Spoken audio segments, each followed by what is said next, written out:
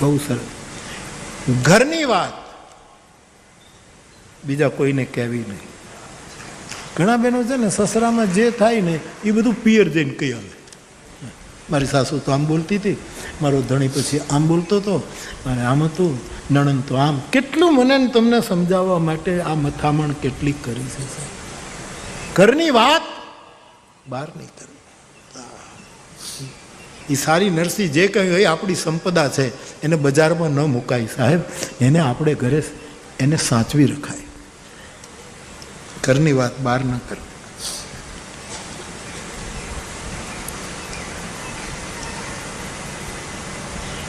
પતિને ન ગમતા માણસોની સાથે મૈત્રી ન કરવી, એની સાથે સંબંધ ન રાખવો.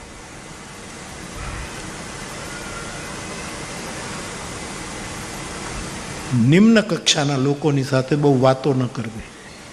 ભરત ભરો ઘરમાં બેહીને, ભરત ભરો, ચાકડા ભરો, એ બધું નિમ્ન કક્ષાના માણસો, લેવલ વગરના માણસો જે હોય એની સાથે વાતો ન કરવી. તમારી વાતોને ગલત રીતે લેશે અને મુશ્કેલીમાં મૂકશે.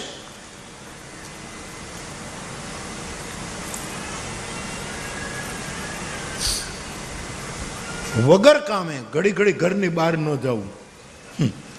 હવે એ તો કેમ ફાવે યાર, કેમ ફાવે?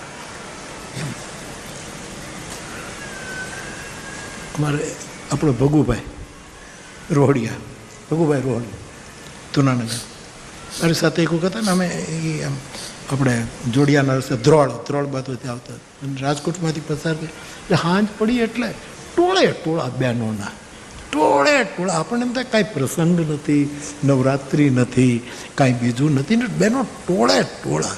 એટલે હું આમ જોતો તો થોડાક આ બધા કેમ આટલા બધા બહેનોના ટોળા. એટલે ભગુભાઈ સમજ્યું મને કે બાપુ એક વાત કહું કે આ બહેનોને એમ નહીં થતું હોય કે આપણે ઘરે રસોઈ કરવાની છે. હાંજ પડી નીકળી જ ગયા છે, બધા નીકળી જ ગયા છે. નીકળી કામ વગરનું ઘરથી બહુ બહાર જવું નહીં. સારી વસ્તુ. કામ હોય તો જવાનું, કથામાં જવાનું, એ મોટું કામ છે.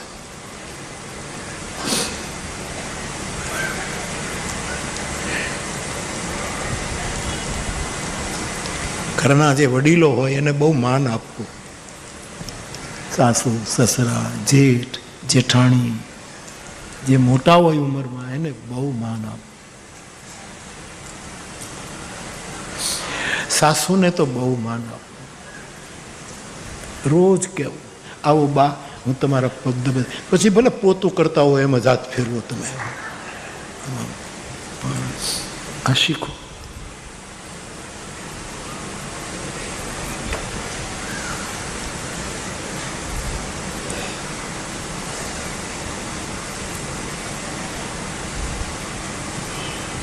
બહુ સરસ.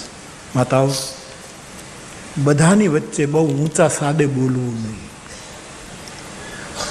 દ્રૌપદી વાચ, આ દ્રૌપદી બહુ જોર જોરથી બોલાય નહીં, ઊંચા સાદે. ખાનદાન કુટુંબો આપણે જોયા હોય. દુર્ગા સપ્તશતીમાં લખ્યા છે કે જે જગદંબા છે શક્તિ, યા શ્રી સ્વયં સુકૃતિના ભવનેશ્વ લક્ષ્મી. પુણ્યાત્માને ઘરે હે જગદંબા તું લક્ષ્મી રૂપે હો છો. પાપાત્મના કૃતધ્યામ હૃદયેશ બુદ્ધિ. પાપીઓને ઘરે તું અલક્ષ્મી છો.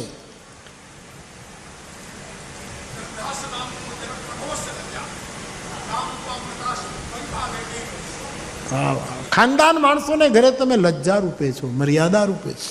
સંતોને ત્યાં હે દેવી તમે શ્રદ્ધા રૂપે છો. એવી હે જગદંબા તું આખા વિશ્વનું પરિપાલન કર. આવો આપણે ત્યાં દુર્ગા સપ્તશતી. લજ્જા એ ખાનદાન કુટુંબમાં માતૃ શરીરે વિરાજમાન છે. એ લજ્જા એ ખાનદાની ઊંચે તું બહુ જોર જોરથી બોલાય.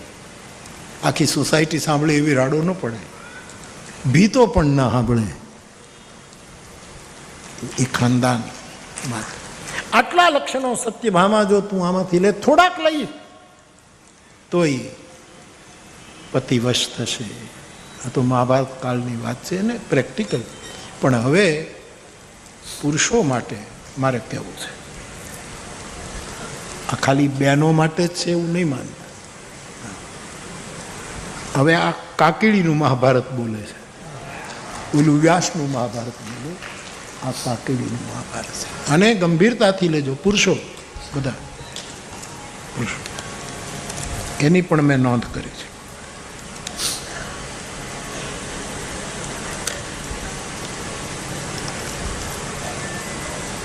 પહેલું સૂત્ર જે માતા માટે હતું એ પણ અહીંયા જ લગાડું છું કે પત્નીની સાથે પુરુષનું કર્તવ્ય છે વફાદારી પૂર્વકનો પ્રેમ કરે.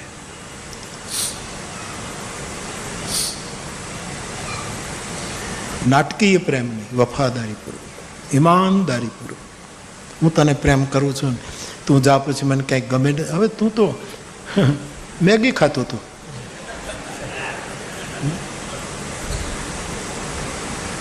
વફાદારી પૂર્વકનો પ્રેમ એ પુરુષનું કર્તવ્ય છે.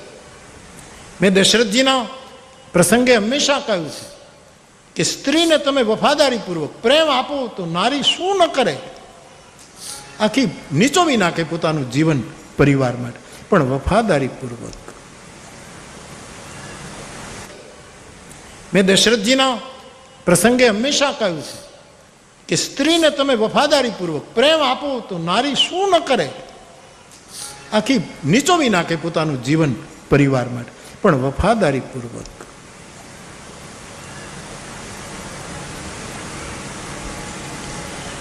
ન તુમ બેવફા હો ન હમ બેવફા, મગર ક્યા કરે અપની રાહે જુદા હૈ. વફાદારી પૂર્વકનો પ્રેમ પુરુષનું કર્તવ્ય છે. જો 6 પ્રકારના કર્તવ્ય ધર્મો હોય, એ પણ મહાભારત યાદ રાખો, એ પણ મહાભારત. 6 પ્રકારના કર્તવ્ય. એક માનવીય કર્તવ્ય હોય, આપણે મનુષ્ય છીએ એટલે માનવીય કર્તવ્ય મારે તમારે ભજવવું પડે. માનવ માનવને ઉપયોગી થાય, માનવ માનવના દુઃખે દુઃખી થાય, સુખે સુખી, આ માનવીય કર્તવ્ય. બીજું સામાજિક કર્તવ્ય. આપણે સમૂહમાં રહેનારા સમાજના પ્રાણી છીએ, આપણું સામાજિક દાયિત્વ હોય છે, સામાજિક કર્તવ્ય નિભાવવાનું. એક ધાર્મિક કર્તવ્ય હોય. અમે સનાતન ધર્મના, અમે આશ્રિત છીએ, અમારે અમારા ધર્મનું દાયિત્વ હોય, અમારા ધર્મની મહિમા હોય. એક પારિવારિક દાયિત્વ હોય. હું ઘરનો મોટો છું, મારી ફરજ છે, હું ઘરનો મુખ્યો છું. આમ પારિવારિક દાયિત્વ વડીલને આવવું જોઈએ. એ પારિવારિક દાયિત્વ પણ આપણામાં આવવું જોઈએ. એક હોય છે રાષ્ટ્રીય દાયિત્વ, હું આ રાષ્ટ્રનો માણસ છું, મારું. પણ સૌથી મોટું દાયિત્વ છે ઈશ્વરીય દાયિત્વ. ઈશ્વરીય દાયિત્વને કોઈ દિવસ છોડવું નહીં, એ કર્તવ્ય કરવું. આ બાકીના જે છે એમાં બાંધછોડ કરી શકાય, પણ ઈશ્વરીય જે દાયિત્વ કર્તવ્ય એમાં એ તો જે પરમાત્માએ કહ્યું એ કરવું. જેમ પેલી વ્યાસજીની કથામાં મૃત્યુ રડી પડી મારે બધાને મારવાના, ત્યારે વ્યાસ એમ કહે કે આ ઈશ્વરીય કર્તવ્ય છે, એમાં બાંધછોડ નહીં થાય, તમારે એ કરવું જ જોઈએ, એવું એને કહ્યું છે. તો એક તો વફાદારી પૂર્વકનો પોતાની સ્ત્રી સાથે પુરુષે પ્રેમ કરવો, આ થવું જ જોઈએ. કેવલ બહેનોને લાગુ પડે એમ નહીં. બીજું, પોતાની સ્ત્રી પાસે કાંઈ છુપાવવું નહીં. બહુ અઘરું છે, કાંઈ છુપાવવું એટલું અઘરું, બહુ મુશ્કેલ.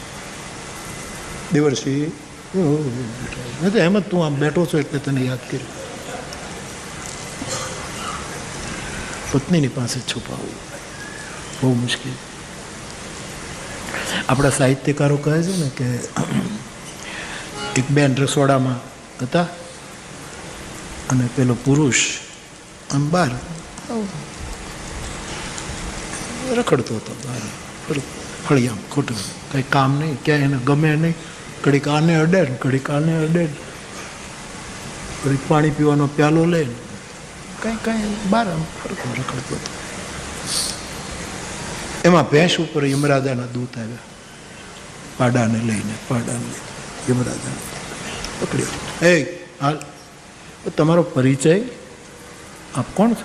કે હું યમરાજ છું, આ મારું વાહન છે, હાલો તમારો સમય થઈ ગયો છે, હું તમને લેવા. પણ પેલો કે મારી ઉંમર તો જુઓ, 35 વર્ષનો છું, નથી કોઈ રોગ, નથી કોઈ બીમારી, અને તમે મને સીધા લઈ જાઓ, જરાક ઈમાનદારીથી વર્તો.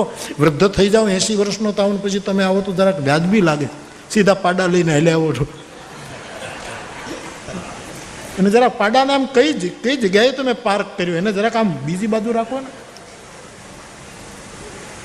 દલીલો ન કરો સાહેબ. અરે પણ હું જવાન માણસ, ક્યાંય રોગ નથી, અને તમારે મને ઉપાડી લેવો છે. દલીલો ન કરો, આ ઉપરથી હુકમ છૂટ્યો છે, આમાં ઉંમર ન ગણાય, આમાં તંદુરસ્તી આ હુકમ છે સાહેબ, હાલો. એમાં એ વાત કરતો કરતો રસોડાની બારી ખુલ્લી હતી, અને એમાં એણે રસોડામાં જોયું તે એની પત્ની એનો મોબાઈલના નંબર જોતી હતી, આ ભાઈના મોબાઈલના, કારણે કોને ફોન કર્યા એ પકડાઈ ગયો. એટલે યમરાજને કીધું, હાલો જલ્દી હાલો, મને લઈ લો, ડબલ સવારી, તમે આગળ બે, હું પાછળ બેસી જાઉં, અને મને અહીંથી લઈ જાઓ, નહીં આ મારી નાખશે. પતિની પાસે કોઈ વસ્તુ છુપાવવી નહીં. આ મંત્ર સમજજો સાહેબ, તમારે મોરારી બાપુ બોલે છે.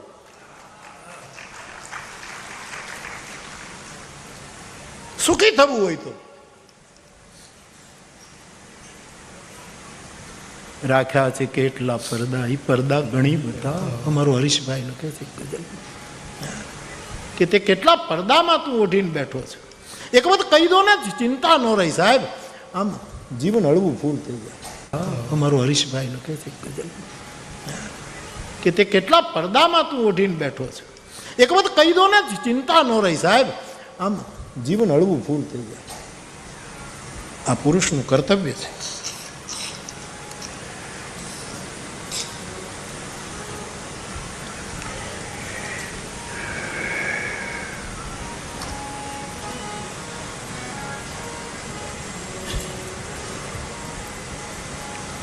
મર્યાદાથી વિવેકપૂર્વક પોતાની પત્નીને સલાહ આપી હોય તો સત્સંગથી પ્રાપ્ત કરેલા વિવેકથી એને બહુ આદર સાથે સમજાવો કે ભાઈ આમ છે, આમ છે.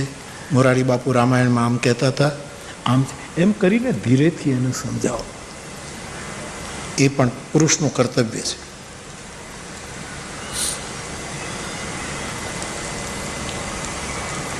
પોતાના પરિવારને, પોતાની પત્નીને તન મન ધન અને વાણીથી સુખ આપવું, એને ધનથી સુખી કરવા.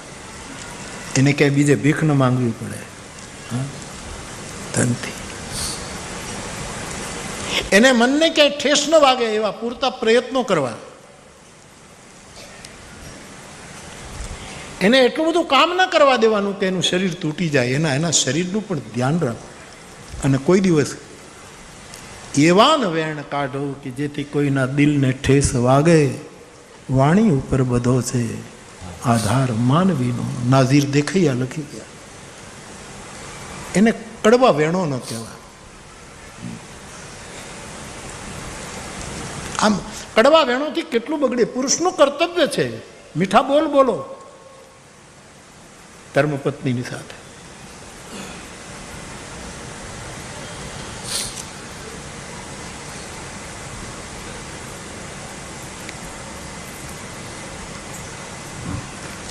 બીજાની સામે પત્નીને કોઈ દિવસ ઉપેક્ષા ન કરવી, ઇગ્નોર ન કરવું, એવોઇડ ન કરવું. બીજા તમારી સાથે ન રહે, આ તમારી સેવા કરશે.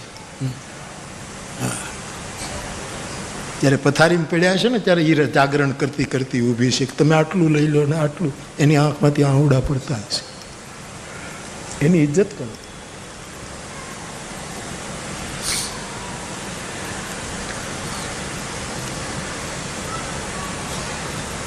કારણ વગર પુરુષે પોતાનું ઘર છોડીને બહાર ભટકવું નહીં.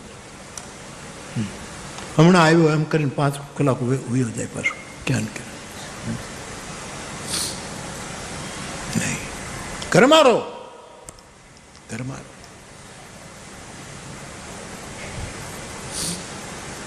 કારણ વગર નીકળી નહીં જવાનું. ખોટી ખોટું એ બહુ જરૂરી છે.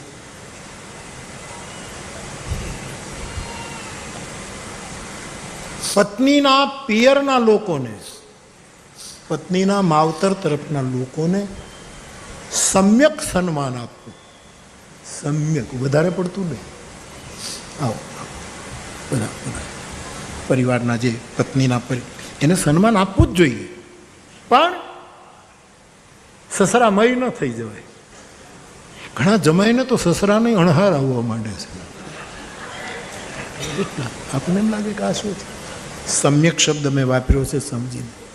એનું સન્માન કરવું જ જોઈએ, પણ સમ્યક. પ્રથમ માતા પિતા, પછી સાસુ સસરા, પહેલા માતા. પણ તુલસીદાસજીએ કળિયુગના વર્ણનમાં લખી નાખ્યું છે, અને એવું જગતમાં દેખાય છે. ઉત્તરકાંડમાં લખ્યું છે, સુતમાં નહીં માતુ પિતા તબલો લાલન દીખ નહીં. સ્વામીજી કહે એવો કળિયુગ હશે કે પુત્ર પોતાના માતા પિતાને ત્યાં સુધી જ માનશે જ્યાં સુધી એણે અવળાનું મુખ જોયું નથી, અથવા તો એના લગ્ન નથી થયા ત્યાં સુધી. સસુરારી પિયારી લગી જબ તે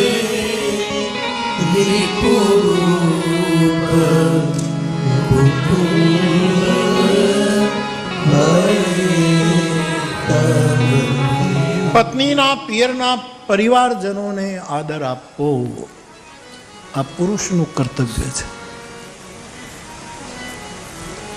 છેલ્લું, જે કમાણી કરો એ પત્નીને સોંપજો અને કહેજો કે હું કમાઈ શકું, વાપરવાની વિદ્યા તારા હાથમાં છે, કે ક્યાં કેટલું વાપરવું, ક્યાં કોને કેમ કેમ આપવું. આ વિચાર પાંડુરંગ દાદાનો છે. આગળ જે કીધું છે એ મને જે સમજાયું તે, પણ આ જે વિચાર છે શ્રી સુક્તમની વ્યાખ્યા જબ કરે છે પાંડુરંગ દાદા. હમણાં 19મી એનું પ્રાગટ્ય દિવસ ગયો, આ ગઈ 19મી પાંડુરંગ દાદાનો જન્મદિવસ હતો. સ્વાધ્યાયનું બહુ મોટું કાર્ય કર્યું આપણે. આપણી વ્યાસપીઠ ઉપર તો બહુ સ્નેહાદર હતું દાદાને, બહુ જ આદર હતો. એમણે એમ કહ્યું છે, મારા પ્રાચીન ભારતની એ વ્યવસ્થા હતી કે પુરુષ જ કમાય, સ્ત્રીએ કમાવાનું નહીં. અત્યારે દેશકાળ પ્રમાણે બેન બેટીઓ પણ કમાય, નોકરી કરે, એ દેશકાળ પ્રમાણે બરાબર છે. પરંતુ એક સમયની જે વાત છે તે પાંડુરંગ દાદા કહે કે એ સમયે પુરુષ જ ધન ઉપાર્જન કરે, સ્ત્રી નહીં. પણ ઉપાર્જન કરેલું ધન એ પુરુષ ગૃહલક્ષ્મી પોતાની ઘરની પત્નીને સોંપી કે તમે આની વ્યવસ્થા કરજો. કારણ કે ઘણાને કમાતા આવડે, વાપરતા ના આવડે. પેલો ટીના તું કહે છે ને, ઓલો કોણ દુનિયાનો બહુ મોટો પૈસાદાર બફેટ કે કોણ જે છે, એને નથી કોઈ કે નિવેદન હતું ને કે હું કમાઈ શકું છું પણ વાપરવાનું હોય તો મારે આ બીજા ધનપતિને કહેવું પડે. એવું એક નિવેદન આવ્યું હતું. અમારે રમેશભાઈ ક્યાં બેઠા? જો બેઠો. કમાતા એને બહુ આવડે પણ વાપરવાનું મારે કહેવું પડે, અને હું કહું એટલે પછી ફડાકો કરે છે. એ પોતે એમ કહે કે હું મારી રીતે નિર્ણય ન કરું બાબુ, આ તમે મને વાપરતો કર્યો, તમે આવો. હા, કાલે હું જતો તો મને એક સફરજન આવ્યું, સફેદ. આ બધા હતા ને મારે કેમ મોઢું નાખવું એમાં, મેં નહીં મેળ ખાય. મેં કીધું નહીં ખાય એટલે મેં કર્યું. પછી ગાડી આગળ ગઈ એટલે એક ભાઈ નાના બાળક લઈને ઊભું હતું, મેં એને આપી દીધું. મેં સાંજે ચોખોટી કરી કે મેં તમારું સફરજન બીજાને આપી દીધું છે. એને એમ કે બટકું ભરીને પછી બાપુ મને પાછું આપશે. આજે પાછું સફરજન આપવાના ખુલ્લું મૂકી દીધું. સફરજનનું આખું ઝાડવું ખુલ્લું, આખો ન્યૂટન આપી દેવો છે મને, આખો ન્યૂટન તમે લઈ જાઓ. બાપ માતૃ શરીરને વાપરતા આવડે. મેં તો સાવિત્રી માને જોયા છે.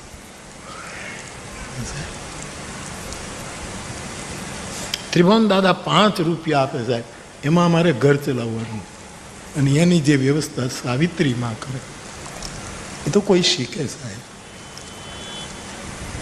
માં જ વ્યવસ્થા કરી શકે. એને કેમ કેટલું કોને કરવું, ધૂપેલ તેલવાળો આવે અઠવાડિયે લેવા, એને કેટલા આપવા, જે માથામાં નાખવાના તેલ રૂપિયા હોય એને આપવાના, શાકભાજીને આપવાના. શાકભાજી તો અમારે ગામડામાં વાડીએ જઈએ એટલે અમારા ખેડૂતો અમને ભરી દે થેલો, એટલે એ અમારે કંઈ લેવા ન પડે. આ બધું જે વ્યવસ્થા કરવી, અને છતાંય એમાંથી પાછું કાઢીને બ્રાહ્મણ દેવતા સવારમાં જો આંગણે આવ્યા હોય તો એને પછી દક્ષિણા આ વાપરવાનું જે છે એ તો માતૃશક્તિ જ કરી છે, બીજા ના આવડે. કમાઓ આપી દો એની યોગ્ય વેદ. એ સૂત્ર મેં પાંડુરંગ દાદાનું લીધું છે કે પુરુષનું કર્તવ્ય છે એને આપો. અને પાંડુરંગ દાદા તો એમ કહેતા કે તમારે જરૂર પડે તો પત્ની પાસે માંગો, મને જરાક આટલા રૂપિયા આપતો, તમે જોજો જીવવા જેવું લાગશે સાહેબ. આ તું તારી પાસે રાખ, મને જોશે ત્યારે હું કહીશ લાવ મારે મોબાઈલમાં પૈસા નાખવા છે, લાવ. એ રાજી થશે. આમ નાની નાની વસ્તુ જિંદગીને બહુ જ કાયમ દિવાળી કરી દેશે સાહેબ, કાયમ દિવાળી. તો સત્યભામાને દ્રૌપદીએ જે સૂત્રો કયા એની સામે આ મહાભારતી વાણીના સૂત્રો છે. આને જો તમે આપણે સ્વીકારીએ તો બહુ બેલેન્સ થશે, બહુ. અને બહેનો માટે તો 15 સૂત્રો લગભગ, એ તો મેં ઓછા મને મગજમાં આવ્યા એટલા. આ તમારી સામે તમે 6-7 જ મૂક્યા છે. આટલું જો કરીએ તો કાકેડીની કથા એક મોટું પરિણામ લાવી શકે. તો એવી કથા મંડાણી છે. થોડુંક લઈ લઉં જલ્દી. બાપુ આપે કાલે મહાપાપ દર્શાવ્યા, જુગારને, શરાબને, ચોરીને, હિંસાને, એ તો બધા ધર્મોમાં. આ બુદ્ધ ભગવાનને લો, આ બધામાં બુદ્ધ ભગવાન પણ કહે છે, મહાવીર ભગવાન પણ કહે, આ બધા જ વસ્તુ એક એક ધર્મમાં આવીને ઊભી રહેશે. તમે નહીં, તમારે ગ્રંથો જોવાય તો જોયું. તો કોઈએ પૂછ્યું છે કે બાપુ આપે કાલે મહાપાપ દર્શાવ્યા, એવી જ રીતે બાપુ મહાપુણ્ય દર્શાવવા પ્રાર્થના. મહાપુણ્ય બહુ સૌથી મોટું પુણ્ય એક જગમાં નહીં દૂજા. મોટામાં મોટું પુણ્ય છે જે તમને શાસ્ત્ર આપે, જે બ્રાહ્મણ દેવતાઓ તમને મોહના પાશમાંથી મુક્ત કરે અને જે સંશયો ભ્રમોનો નાશ કરે, જેનામાં વિવેકની અને વૈરાગની પ્રધાનતા હોય, વિશ્વાસની પ્રધાનતા હોય, એવા બ્રહ્મ દેવતાના ચરણમાં ભાવ રાખવો એ પહેલું પુણ્ય કર્મ, એવું રામાયણમાં. બીજું પુણ્ય સમય મળે ત્યારે રામાયણ કે ભગવદ્ ગીતાનો સ્વાધ્યાય ઘરમાં અડધો કલાક કરો, એ બીજું પુણ્ય. પુણ્યમ પાપ હરમ સદા શિવકરમ વિજ્ઞાન ભક્તિ પ્રદમ માયા મોહમલાપહમ સુવિમલમ પ્રેમાંબુપૂરમ શુભમ, એ બીજું પુણ્ય. આંગણે અતિથિ આવે એનો સત્કાર કરીને એને રોટલો ખવડાવો, આ ત્રીજું પુણ્ય.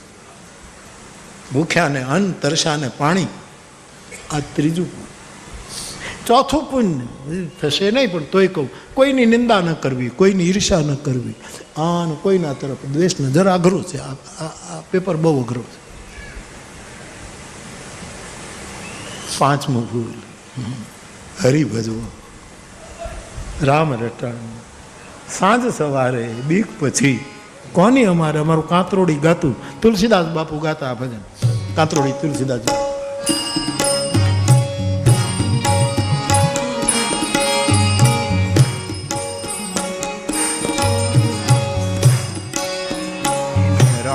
રટણ સાંજ સવારે બીક પછી કોની અમારે,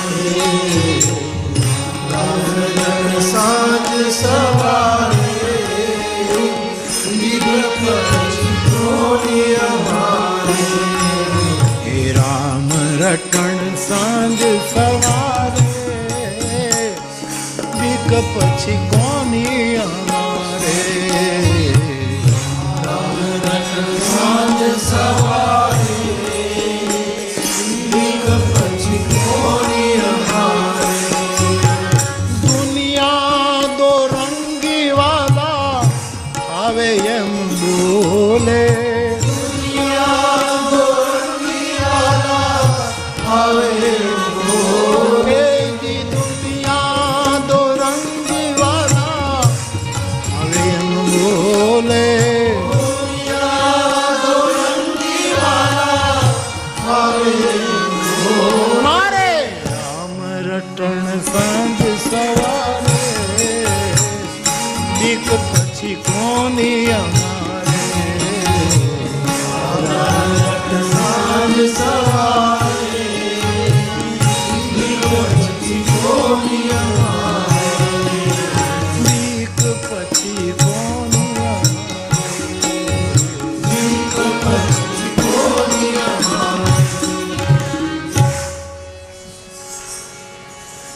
કોઈક એક વાર્તા લખી છે.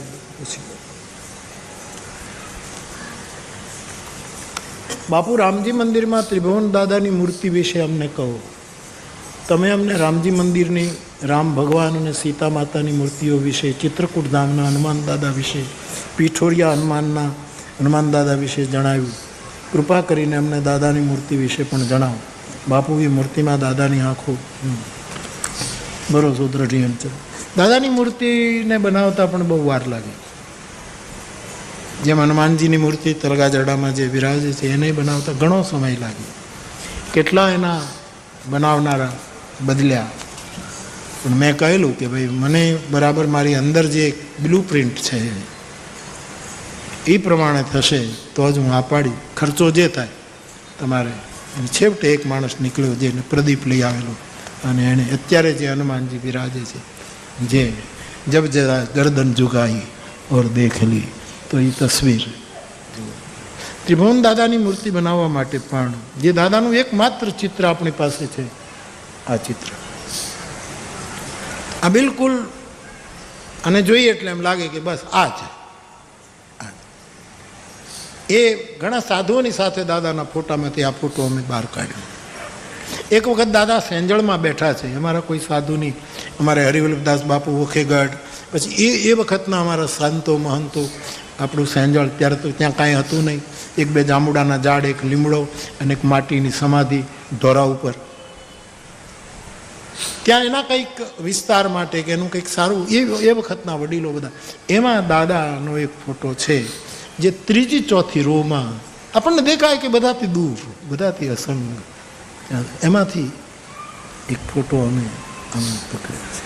અને અમારા બધા જે વખતના પૂજ્ય મહાપુરુષો આ સેંજળ ધામના પહેલાં માટે, અને એ બધાના પાયામાં એ લોકોનું દર્શન હતું. એનું પરિણામ આજે સેંજળ આ છે. અત્યારે જે રૂપ છે એમાં આ બધા મહાપુરુષ. અને દાદા તો આમ હું જોઉં એટલે મને એમ થાય કે ગરીબીની પણ, સ્વભાવની ગરીબીની હદ હોય છે. આમ હાવ પીછું, હાવ પીછું, આવી ગરીબી સાહેબ. તો એનું સ્વરૂપ, તુલસીદાસજીનું સ્વરૂપ તો આપણને મળતું હતું ગોરખપુર પાસેથી મળે, ગીતા પ્રેસમાંથી, અથવા તો જૂના રામચરિત માનસના ફોટા તો લો તો તુલસીદાસજીના આમ સાઈડમાં બેઠેલા ગુટકામાં દેખાડે છે. એ બધું એમાંથી આમ બહુ મોગલકાલના તુલસીદાસજીમાં તો કંઈક જુદું સ્વરૂપ છે. દાઢી છે બહુ મોટી, અને મોગલકાલીન જે તુલસીનું કોઈ ચિત્ર દોર્યું હશે એ પ્રમાણે છે કે નહીં ખબર નહીં, પણ આંખોમાં વસી ગયેલું અત્યારે જે એ તુલસીદાસજી આમ સાઈડમાં બેઠા છે. એક ઝાડ છે ને તુલસી સાઈડમાં બેઠા, એ મૂળ ફોટો. પછી એને